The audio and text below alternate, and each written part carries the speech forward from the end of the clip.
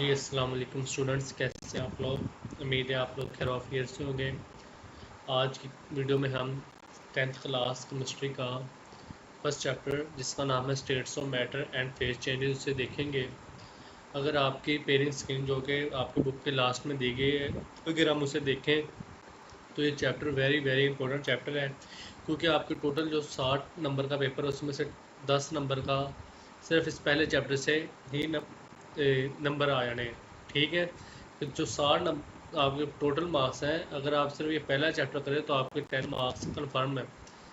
ठीक है, वो किस तरह, इसमें से एक तो हमारे पास एमसीक्यूज आना है, दो हमारे पास शॉर्ट क्वेश्चन आने और एक लॉन्ग क्वेश्चन आने। एक एमसीक्यूज 1 नंबर का, दो शॉर्ट क्वेश्चन 4 नंबर के, और एक हमारे पास जो लॉन्ग क्वेश्चन आ जाएगा वो हमारे पास आ जाएगा जी 5 नंबर का। तो हमारे पास टोटल 9 से 10 नंबर बनते हैं इस चैप्टर में से।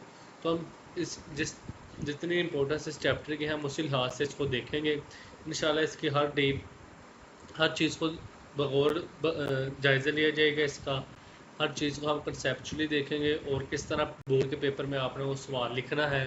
अगर वो एज अ शॉर्ट क्वेश्चन आया तो आपने कैसे लिखना है, और अगर एज अ लॉन्ग क्वेश्चन आया तो हमने कैसे लिखना है। तो चलिए स्टार्ट करते हैं। पहला chapter states of matter and phase changes, ये हमारा चैप्टर का नाम है। तो चलिए स्टार्ट करते हैं। State of matter and phase changes. Matter in this world exist in 4 physical state. सबसे पहले मैं पता हूँ कि मैटर क्या होता है। मैटर हर वो चीज़ जो वजन रखती हो और जगह घेरती हो उसे हम क्या कहेंगे जी, मैटर कहेंगे। हर वो चीज़ आपकी जो भी चीज़ वजन रखती है और जगह घेरी है उसे हम क्या कहेंगे, मैटर कहेंगे।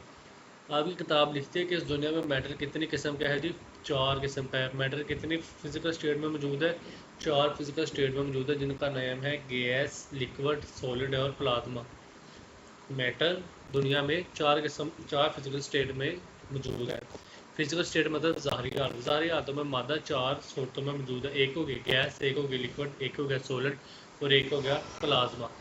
आउट ऑफ दीज 4 स्टेट्स, इन 4 हालतों में से the properties of gases were study first. इन चारों हालतों में से जिस मादे की किस्म की सबसे पहले खसूसियात को पढ़ा गया था वो कौन सी थी, गैस। ये हमारे पास एक अहम एमसीक्यू आ सकता है कि which physical state was studied first. क्या वो गैस थी, क्या वो लिक्विड थी, क्या वो सॉलिड थी, या फिर वो प्लाज्मा थी। तो इसमें हमारे पास क्या जवाब होगा, जिसका गैस होगा। तो ये हमारे पास एक अहम एमसीक्यू आ सकता है। इसके बाद आ गया, it was suggested that physical properties of gases such as their ability to compress or expand or diffuse could be understood by assuming that these gases consist of particles which are continuously moving randomly। वो कहता है कि ये तजवीज़ किया गया कि physical properties of gas की जो ज़ाहरी आदत है, जैसा कि उनकी कंप्रेस होने की एबिलिटी, एक्सपैंड होने की एबिलिटी, डिफ्यूज़ होने की एबिलिटी, वो सिर्फ तभी समझी जा सकती है कि अगर हम ये समझे गैस जो है वो छोटे छोटे पार्टिकल पर मुश्तमिल है जो कि मूविंग रैंडमली, जो एक बेतरतीब अंदाज में मूव कर रहे हैं। ठीक है, यानी कि अगर हम गैस की सूरत को सिर्फ तभी समझेंगे कि अगर हम को ये समझे गैस मुख्तलिफ पार्टिकल से गैस पार्टिकल से बनी हुई है और वो पार्टिकल एक बेतरतीब अंदाज में मूव करेंगे, इस लाइन का मतलब है। This idea then led to the formulation of kinetic particle theory of gases. कहते हैं यही आइडिया है कि जिसने kinetic particle theory of gases की बुनियाद रखी। ठीक है, काइनेटिक का मीन होता है मूवमेंट, काइनेटिक का जो माइंड होता है वो है हरकत, और पार्टिकल का मतलब ज़रात। यानी कि ये जो काइनेटिक पार्टिकल थ्योरी है ये हमारे ज़रात की मूवमेंट के बारे में बताई। अब जो काइनेटिक पार्टिकल थ्योरी है ना, वो तीनों तरह के स्टेट्स के लिए है। काइनेटिक पार्टिकल थ्योरी हमारे पास गैसेस के लिए भी है, जैसा कि ये according to kinetic theory of gases. इसके अलावा काइनेटिक पार्टिकल थ्योरी हमारे के लिए पास लिक्विड्स के लिए भी है, और काइनेटिक पार्टिकल थ्योरी हमारे पास सॉलिड के लिए भी यही। हमारा आज के लेक्चर में जो मेन काम होगा वो हमने ये देखना है kinetic particle theory of gases क्या कहती है। Kinetic particle theory of gases से क्या मुराद आप लेते हैं। Kinetic particle theory of gases से यही मुराद होगा कि गैसेस की क्या क्या खसूसियात है जो काइनेटिक पार्टिकल थ्योरी हमें बताती है। यानी कि हम गैसेस की खसूसियात को देखेंगे जो काइनेटिक पार्टिकल थ्योरी ने बताई है। इस तरह हम kinetic particle theory of liquids में क्या देखेंगे, जो लिक्विड की खसूसियात है, और kinetic particle theory of solid में हम सॉलिड की खसूसियात को देखेंगे। तो अभी तक जो आप लोगों ने याद रखना वो सबसे पहले तो ये एमसीक्यू है कि कितनी हालतों में पाया जाता है, 4 हालतों में। सबसे पहले कौन सी हालत के बारे में पढ़ा गया, गैस वाली हालत में। इसके अलावा अभी तक कोई भी अहम चीज़ नहीं आई। ठीक हो गया। Kinetic particle theory not only explains all the laws which govern the behavior of gases, it also explains the composition of liquid and solid states of matter and the interconversion of all the three states. ये line से इस line का ये मतलब है कि जो kinetic particle theory है वो सिर्फ गैस के बारे में नहीं है, वो हमारे पास लिक्विड के बारे में भी है, वो हमारे पास सॉलिड के बारे में भी है, और इनके एक दूसरे में ये किस तरह बदलते हैं ये उसको भी एक्सप्लेन करती है। ठीक हो गया। This is natural because all the three physical states are distinct in their physical properties only while their chemical nature remains same।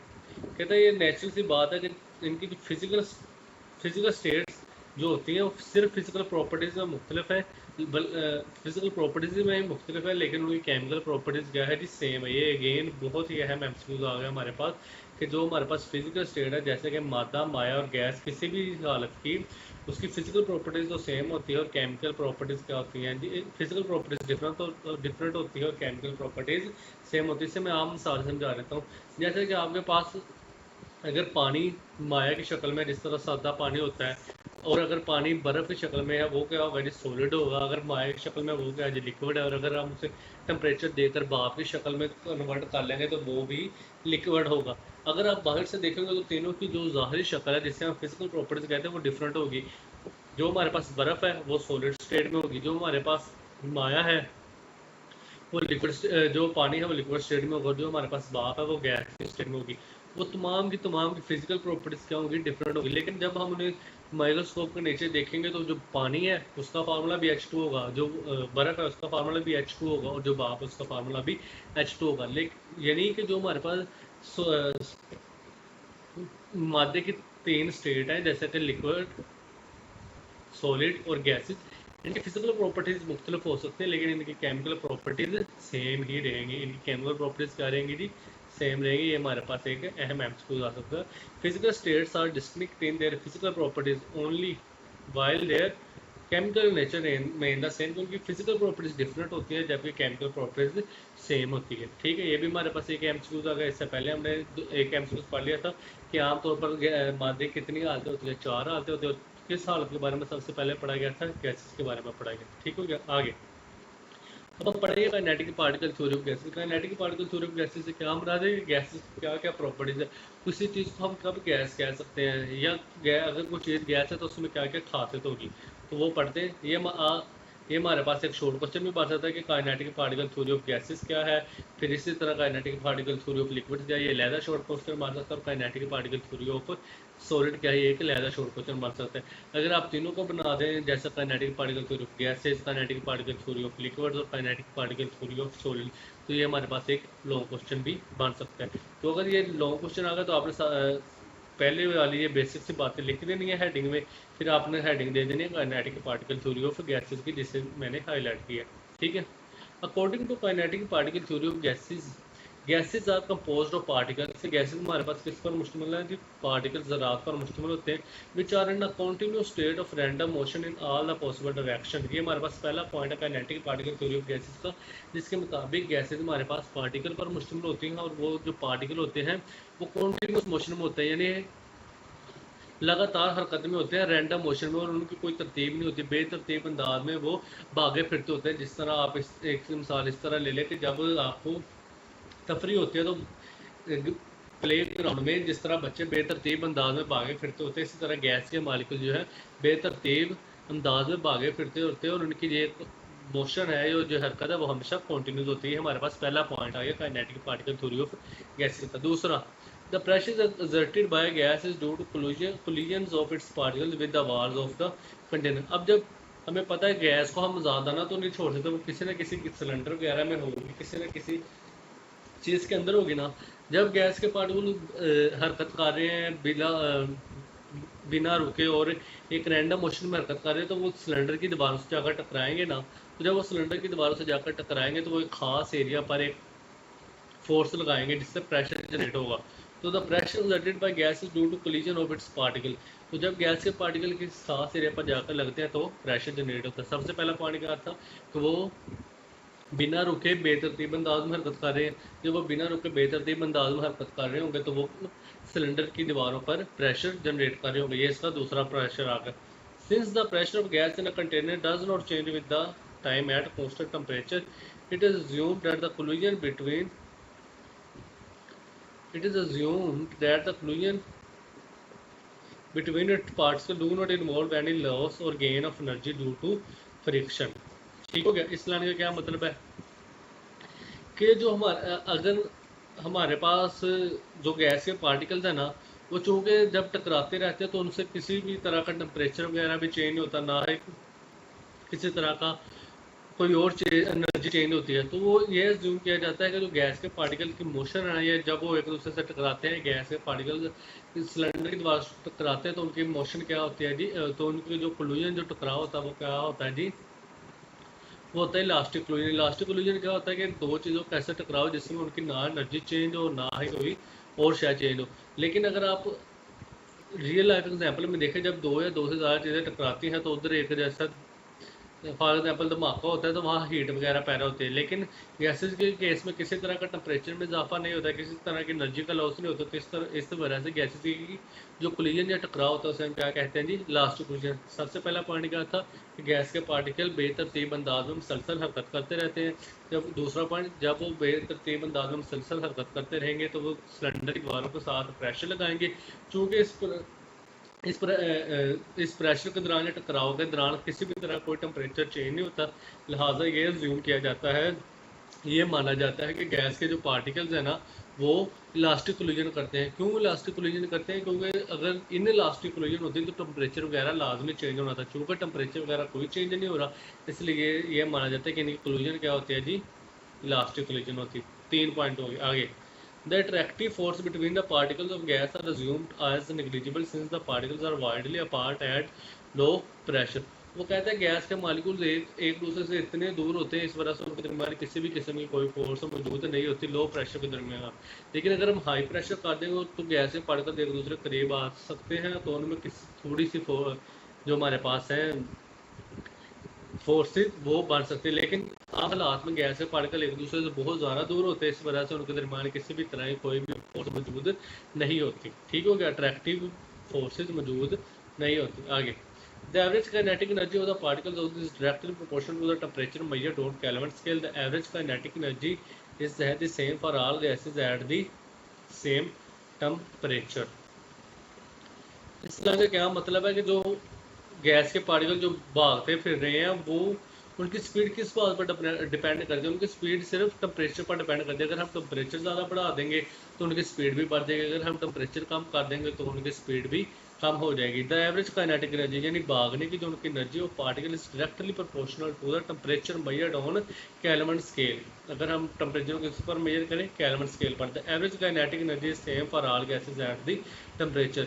अगर टेम्परेचर सेम है तो तमाम जो गैसेज है उनकी काइनेटिक एनर्जी सेम होगी।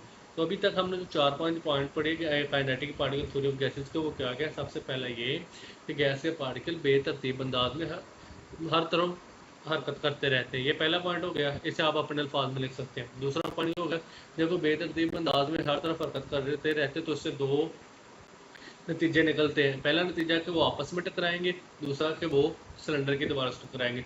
जब वो सिलेंडर की दीवारों से टकराएंगे तो वहाँ पर एक किस्म का वो फोर्स लगाते हैं। जब फोर्स किसी एरिया पर लगती है तो उसे हम किस नाम को कहते हैं, किस चीज़ का नाम कहते हैं? इसे हम प्रेशर कहते हैं।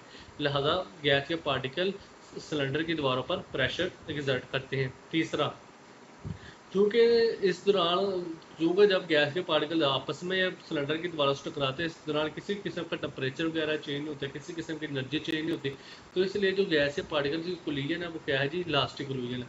अगर इलास्टिक कोलिजन ना होती तो गैस का टेम्परेचर जो सिलेंडर का टेम्परेचर वो लाजमी इंक्रीज होना था। क्योंकि हमने देखा कि इस दौरान किसी भी तरह कोई टेम्परेचर वगैरह चेंज नहीं होता, तो ये कोलिजन क्या है जी? Elastic collision. इसके बाद हमारे पास फोर्थ पॉइंट आ गया। फोर्थ पॉइंट ये है कि गैस के पार्टिकल एक दूसरे से बहुत दूर होते हैं, इसलिए उनके दरमियान किसी भी तरह की अट्रैक्टिव फोर्स नहीं होती। पांचवा पॉइंट ये है कि जो गैस के पार्टिकल भागते फिरते हैं, इनकी स्पीड किस चीज़ पर डिपेंड करती है? इनकी स्पीड टेम्परेचर पर डिपेंड करती है। जब टेम्परेचर का कौन सा स्केल हो जी? केल्विन स्केल हो। यानी कि अगर हम टेम्परेचर को 2 गुना बढ़ाएंगे तो स्पीड भी 2 गुना बढ़ेगी। तब कब? जब टेम्परेचर केल्विन स्केल में होगा। अगर हम 2 केल्विन से 4 केल्विन कर दें तो स्पीड भी 2 मीटर फी सेकंड से 4 मीटर फी सेकंड हो जाएगी। ठीक हो गया। लेकिन अगर हम 2 डिग्री सेंटीग्रेड से 4 डिग्री सेंटीग्रेड करेंगे फिर स्पीड डबल नहीं होगी। ठीक है। कब डबल होगी? जब हम टेम्परेचर किस में लेंगे? केल्विन स्केल में लेंगे। ये हमारे पास इस लाइन का मतलब था, proportion to temperature measured on Kelvin scale. अच्छा, नेक्स्ट हमारे पास आ गया the average kinetic energy same for all gases at the temperature.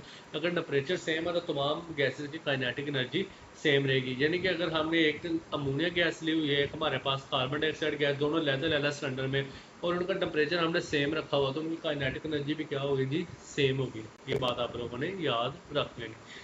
ठीक है, ये हमारे पास हो गया kinetic particle theory of gases. इधर उन्होंने मुश्किल अल्फाज में लिखा हुआ, मैंने आपको इजीली अल्फाज में, इजीली वर्डिंग में बता दिया कि क्या। पहला पॉइंट ये है कि वो आप बेतरतीब अंदाज में भागते फिरते रहते हैं। दूसरा पॉइंट क्या है, जब वो बेतरतीब अंदाज में भागते फिरते हैं तो वो सिलेंडर की दीवारों से भी टकराएंगे। जब सिलेंडर की दीवारों से टकराएंगे तो वहाँ पर प्रेशर जनरेट करेंगे। तीसरा पॉइंट क्या होगा, जब वो सिलेंडर की दीवारों से आपस में टकराते तो इस दौरान किसी किस्म का कोई टेम्परेचर चेंज नहीं होता, जिससे ये ज़ाहिर होता है कि इनकी कोलिजन, ये जो टकराव हो वो क्या है जी? Last collision. चौथा पॉइंट हमारे पास क्या हो गया, क्योंकि गैस के मालिक्यूल एक दूसरे से बहुत दूर होते हैं, इसलिए इनके दरमियान किसी तरह की भी कोई अट्रैक्टिव फोर्स मौजूद नहीं होती। पांचवा पॉइंट क्या होगा कि जो गैस के पार्टिकल की भागने की स्पीड है या मोशन करने की हरकत करने की स्पीड है, वो सिर्फ टेम्परेचर पर डिपेंड करती है। वो भी टेम्परेचर अगर केल्विन डिग्री सेंटीग्रेड पर हो तो ये एक दूसरे का डायरेक्टली प्रोपोर्शनल होते हैं। पांचवा पॉइंट ये है कि अगर टेम्परेचर सेम है तो हर गैस की जो काइनेटिक एनर्जी है वो भी सेम होगी। ये हमारे पास kinetic particle theory of gases थी। अगर हमारे पास आया kinetic particle theories of liquid, ये हमें लिक्विड के बारे में बताएगी। According to kinetic particle theory of liquids, liquid are quite close to one and other. Kinetic particle theory of liquids के मुताबिक जो लिक्विड के पार्टिकल हैं वो एक दूसरे के करीब होते हैं। ठीक है, they are also moving in all possible direction. जिस तरह गैस के पार्टिकल हर डायरेक्शन में मूव करते हैं, लिक्विड के मालिक्यूल भी हर डायरेक्शन में मूव करते हैं, लेकिन उनका बस फ़र्क ये है कि ये गैस के मालिक्यूल से थोड़े से करीब होते हैं। ठीक हो गया। As a result the particles of liquid do not have any fixed position and shape owing to the presence of interparticle forces. However, liquid has fixed volume and it keeps its level as well. कहता है कि हर तरफ move करते रहते हैं, इस वजह से इनकी कोई फिक्स शेप या पोजीशन नहीं होती, लेकिन चूंकि ये एक दूसरे के करीब होते हैं इसलिए इनमें कुछ गैसेस के मुकाबले में थोड़ी सी इंटरमॉलिक्यूलर फोर्सेस होती हैं, जिस वजह से इनकी फिक्स्ड वॉल्यूम होता है। अब फिक्स्ड शेप और फिक्स्ड वॉल्यूम से क्या मुराद है? अगर आप पानी को किसी बोतल में डालें तो वो बोतल जैसी शेप हासिल कर लेगा। ठीक है ना, अगर हम बाहर से देखेंगे तो वो बोतल जैसे शेप हासिल कर लेगा। अगर हम किसी टप वगैरह में डालें तो टप वगैरह जैसे ही बोतल हासिल, टप वगैरह जैसे ही शेप हासिल कर लेगा। यानी इससे ज़ाहिर होता है कि जो हमारे पास लिक्विड है उसका कोई फिक्स्ड शेप नहीं है, लेकिन फिक्स्ड वॉल्यूम है। फिक्स्ड वॉल्यूम से क्या मुराद है कि अगर हमारे पास 1 लीटर पानी की बोतल है ना, तो हम उसे हाफ लीटर पानी की बोतल में डाल नहीं सकते, जिसमें यानी कि उसका वॉल्यूम हमारे पास क्या है जी? फिक्स्ड है। फिक्स्ड वॉल्यूम से क्या मुराद है कि जितना वॉल्यूम है उतना ही रहेगा। अगर लेकिन गैस का नहीं होता। गैस हमारे पास अगर एक बड़े सिलेंडर में है 1 किलोग्राम, तो हम उसे किसी भी छोटे सिलेंडर में भी भर सकते हैं। ठीक है ना, उनका ना फिक्स्ड वॉल्यूम होता है ना फिक्स्ड शेप होती है, लेकिन जो लिक्विड है उनका फिक्स्ड वॉल्यूम होता है, फिक्स्ड शेप या पोजीशन नहीं होती। ठीक हो गया। In liquid the particle show all 3 types of movement, के जो हमारे पास लिक्विड होते हैं उनमें तमाम तरह की मूवमेंट होती है। कौन कौन सी मूवमेंट होती है? ट्रांसलेशनल भी होती है, रोटेशनल भी होती है, और हमारे पास वाइब्रेशनल भी होती है। ठीक हो गया। ये हमारे पास kinetic particle theory of liquid. इसमें हमने क्या पढ़ा कि एक गैसेस के मुकाबले में थोड़े थोड़े करीब होते हैं, इस वजह से इनमें कोई इंटरमालिकुलर फोर्सेज होती है। वो इंटरमालिकुलर फोर्सेज का क्या फ़ायदा होता है कि इनका एक स्पेसिफिक वॉल्यूम होता है, जो लेकिन वो इतनी भी नहीं करीब होती कि इनका कोई स्पेसिफिक शेप बन जाए। तो इस वजह से इनकी स्पेसिफिक शेप तो नहीं होती, लेकिन स्पेसिफिक वॉल्यूम होता है। स्पेसिफिक शेप और स्पेसिफिक वॉल्यूम से क्या मुराद है? स्पेसिफिक वॉल्यूम से मुराद है कि अगर 1 लीटर पानी की बोतल है तो हम उसे हाफ लीटर में नहीं डाल सकते, लेकिन अगर हमारे पास 1 लीटर गैस 1 किलोग्राम गैस है तो उसे हम हाफ के जी वाले सिलेंडर में भी डाल सकते हैं, क्योंकि वो कंप्रेस होकर एक दूसरे करीब करीब आ सकते हैं, लेकिन पानी के मालिक्यूल मजीद कंप्रेस या एक दूसरे करीब नहीं आ सकते। ठीक है, तो आ गया हमारे आ गया solid. Solid substances may consist of ions, atoms, or molecules. According to kinetic particle theory, the interparticle forces in solid substance are so strong that they keep their particles arranged in a fixed position. Kinetic particle theory of solid हमें ये कहती है कि जो हमारे पास solid है ना, उनके दरमियान इंटरमॉलिक्यूलर फोर्सेज जो है ना वो बहुत मजबूत है। इतनी मजबूत है कि उन्हें एक फिक्स्ड शेप भी दे देती है और फिक्स्ड वॉल्यूम भी देती है। ठीक है, ये सारा जो रोल है ना कि कौन सी शेप होगी, सॉलिड होगी, लिक्विड होगी, या हमारे पास गैस होगी, किस पर डिपेंड करता है, ये इंटरमॉलिक्यूलर फोर्सेस पर डिपेंड करता है। अगर इंटरमॉलिक्यूलर फोर्सेस बिल्कुल ही नहीं है तो वो गैस होगी, अगर इंटरमॉलिक्यूलर फोर्स थोड़ी सी है तो वो लिक्विड होगी, अगर इंटरमॉलिक्यूलर फोर्स बहुत मजबूत है तो वो क्या होगी, सॉलिड होगी। जिसमें बिल्कुल भी इंटरमॉलिक्यूलर फोर्सेस नहीं होगी, ना उसमें शेप होगी, ना उसमें स्पेसिफिक वॉल्यूम होगा, लेकिन जिसमें थोड़ी सी होगी उसकी स्पेसिफिक शेप तो नहीं होगी लेकिन स्पेसिफिक वॉल्यूम होगा। और जिस तरह सॉलिड में बहुत ज़्यादा स्ट्रॉन्ग होगी उसकी स्पेसिफिक शेप भी होगा, स्पेसिफिक वॉल्यूम भी होगा। ठीक हो गया। ये लिखा है कि सॉलिड सब्सटेंसेस में बहुत मजबूत इंटर पार्टिकल फोर्सेज होती हैं, तो इस वजह से उनकी फिक्स्ड पोजीशन भी होती है और फिक्स्ड स्पेशेस भी होती हैं। These particle possess only vibrational motion, इनके पास सिर्फ वाइब्रेशनल मोशन होती है, यानी आगे पीछे हरकत करने वाली मोशन होती है। ना इनके पास ट्रांसलेशनल मोशन होती है, ना रोटेशनल और ना वाइब्रेशनल मोशन होती है। ट्रांसलेशनल, रोटेशनल और वाइब्रेशनल क्यों नहीं होती? क्योंकि इनमें जो हमारे पास फोर्सेज है जो इनको जोड़े आपस में जोड़े रखे वो बहुत मजबूत है, वो इन्हें सिर्फ वाइब्रेशनल मोशन अलाउ करती है, ना इन्हें ट्रांसलेशनल मोशन अलाउ करती है, ना इन्हें रोटेशनल मोशन अलाउ करती है। जबकि माया और गैस, लिक्विड और गैसेज में तीनों तरह की मोशन होती है, ट्रांसलेशन, रोटेशनल और वाइब्रेशनल। और सवाल पैदा होता है कि लिक्विड और गैसेज में क्यों तीनों तरह की होती है और सॉलिड में क्यों तीनों तरह की नहीं होती? तो ये वही जवाब इंटरमॉलिक्यूलर फोर्सेज या इंट्रा पार्टिकल फोर्सेज का है कि सॉलिड में बहुत मजबूत होती है, इसलिए वो सिर्फ उन्हें वाइब्रेशनल मोशन करने देती है, लेकिन जो गैस और लिक्विड है उनमें किसी भी किस्म की नहीं होती, तो वो तीनों तरह किसी भी तरह की इंटरमॉलिक्यूलर फोर्स इतनी मजबूत नहीं होती, तो इस वजह से वो तीनों मोशन आपस में कर सकते हैं। ठीक हो गया। These restricted movements for solid substances to have a fixed shape and a fixed volume।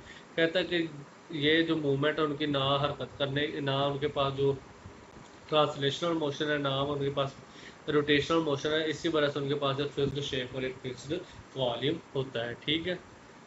आगे हमारा आ गया जी इंटरनल एनर्जी। इंटरनल एनर्जी क्या होता है? इंटरनल एनर्जी को आप इस तरह समझ लें कि ये कुल एनर्जी है। क्या है जी? कुल एनर्जी। कोई भी चीज़ है ना, अगर वो मूव कर रही है या किसी भी तरह की है, उसमें हमारे पास दो तरह की एनर्जी होगी, एक होगी काइनेटिक एनर्जी और दूसरी होगी हमारे पास पोटेंशियल एनर्जी। काइनेटिक एनर्जी जो उसको हरकत करवा रही है, और जो पोटेंशियल एनर्जी जो उसके दरमियान जो उनको आपस में मॉलिक्यूल या बॉन्ड को आपस में जोड़े रखती है। ठीक हो गया।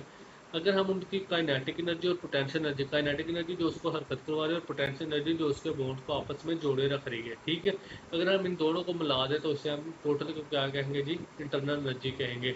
The internal energy of substance, the total energy it contains, it includes the kinetic energy of its particle and the potential energy due to the bonding between them, जो उनके दरमियान बॉन्ड है। Heat increases the internal energy of system, किसी भी जिस्म की जो internal energy है ना वो हीट की वजह से बढ़ सकती है। क्या है जी? हीट जो है वो इंटरनल एनर्जी को रिलीज करने का सबब बनती है। हीट किस तरह की रिलीज करने का सबब बनती है? जब हीट बढ़ेगी तो ओवरऑल टेम्परेचर बढ़ेगा, जब टेम्परेचर बढ़ेगा तो काइनेटिक एनर्जी बढ़ेगी। ठीक हो गया। तो इसीलिए heat increases the internal energy of system. अब हम क्विक चेक दे लेते हैं, what is translational motion. Translational motion हमारे पास होता है सीधे। फॉर एग्जाम्पल आप एक चौक में खड़े हैं, घर से बाहर गए हैं और आपके सामने आपके सीधे रोड पर एक करियाने की दुकान है, आप अपने घर से करियाने की दुकान पर सीधे गए हैं, तो इस मोशन को हम क्या कहेंगे जी? Translational motion. Is average kinetic energy possessed by the particle of a gas and a liquid same at the same temperature. वो कह रहे हैं कि एवरेज काइनेटिक एनर्जी टेम्परेचर पर से गैस और लिक्विड की सेम रहेगी, सेम टेम्परेचर पर। तो हमने पढ़ा है एवरेज काइनेटिक एनर्जी सिर्फ और सिर्फ टेम्परेचर पर ही डिपेंड करती है। अगर टेम्परेचर ज़्यादा होगा तो काइनेटिक एनर्जी ज़्यादा होगी, अगर टेम्परेचर कम होगा तो एवरेज काइनेटिक एनर्जी कम होगी। क्योंकि अब दोनों का टेम्परेचर सेम है तो एवरेज काइनेटिक एनर्जी भी सेम होगी। इसका जवाब हमारे पास क्या आ गया? यस आ गया। तो ट्रांसलेशनल मोशन जो सीधी मोशन होती है उसे हम क्या कहते हैं जी? Translational motion. उम्मीद है आपको आज के लेक्चर की समझ आई होगी। फिर भी अगर आपको किसी भी किस्म का कोई क्वेश्चन, आपको जो जिस बात की समझ नहीं आई, जिस लफ्ज़ की समझ नहीं, तो आप कमेंट सेक्शन में पूछ सकते हैं। जज़ाकल्लाह।